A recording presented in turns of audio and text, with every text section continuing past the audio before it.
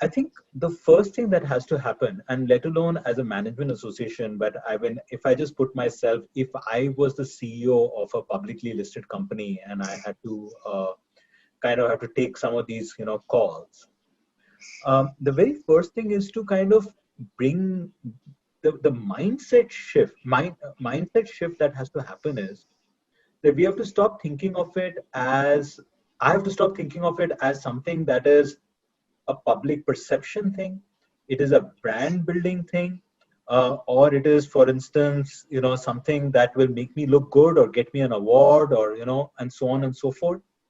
But start thinking that just like I would approach any risk mitigation strategy, I have to, at the board level, at a CEO level, and being able to explain to my stakeholders, which means including my investors, to say this is something which is a serious risk, and therefore for XYZ reasons, if I don't do this, this is what's going to happen, and therefore X amount of time, effort, investment, money, etc. has to go into this as a risk mitigation strategy.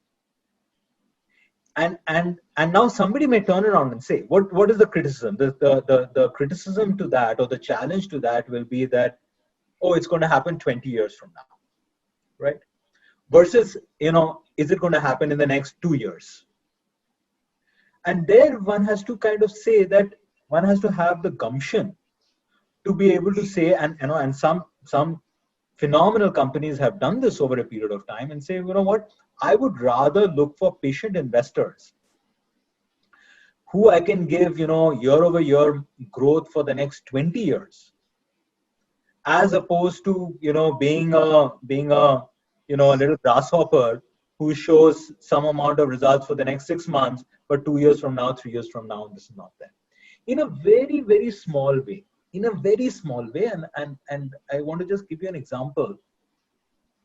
The summer of 2018, you remember that Shimla had run out of water, and it was all over the newspaper.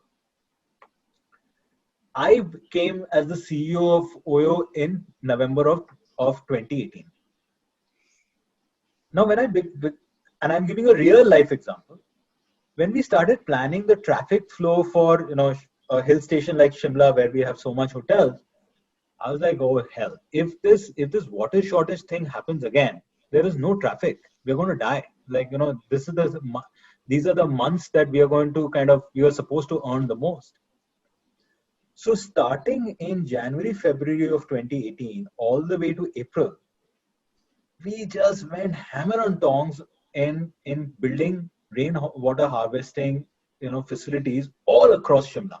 Not just in the hotels that we were involved in, but we kind of convinced every other big guy to kind of start participating, and we put in a lot of money in it also.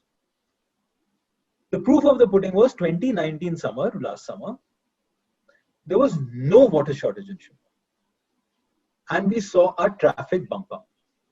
In a very microcosm, what I'm trying to answer probably, Rajiv, is the moment that people start seeing this as a real business problem, I think we will be able to triangulate that people, profit, and planet